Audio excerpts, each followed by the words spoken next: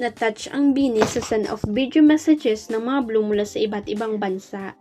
Magaganap na kasi ang Biniverse World Tour ngayong buwan, kaya naman ang ilan sa kanilang Blooms ay nagbigay ng video messages kung saan shinare nila ang kanilang excitement na makita at mapanood ang iniidolo nilang Nations Girl Group. Through the highs and lows, our love remains. This video is our warm embrace to Bini as they begin their world tour, a message of growth, grace, and unwavering support. We welcome change, celebrate character, and believe in continuous improvement. Let's keep blooming together, stronger than ever. Thank you, Bini, for making us proud, sabi ng Bloom Philippines sa kanilang Facebook post. Natouch nga ang grupo sa pagmamahal at effort ng kanilang Blooms, kaya naman pinasalamatan nila ang may ito sa social media. This touch our hearts. Thank you for the sweet gift, sabi ng Bini sa kanilang social media post. Dagdag pa ng grupo, we hear you, we feel you, and we'll see you soon. Our Blooms around the world, Bini going global. Sa Dubai, UAE, ang unang leg ng Biniverse World Tour. Sa May 18 na susundan naman ang London, United Kingdom sa May 25 at New York sa bansang USA naman sa May 31 ang third stop nila.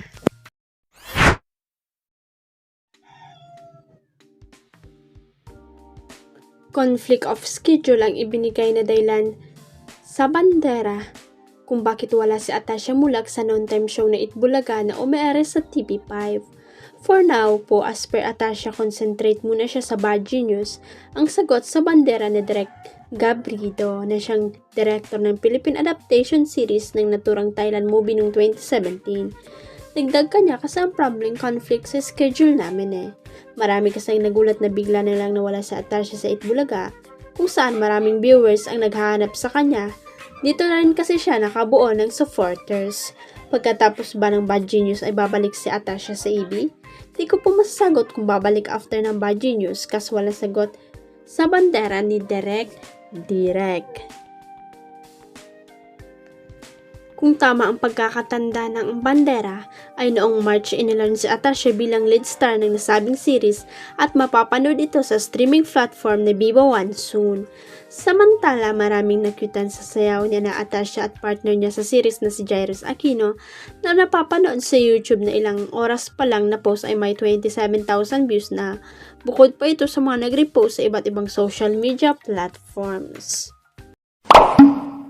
Huwag kalimutang i-click ang subscribe button at i-ring ang notification bell para sa latest at legit chika updates.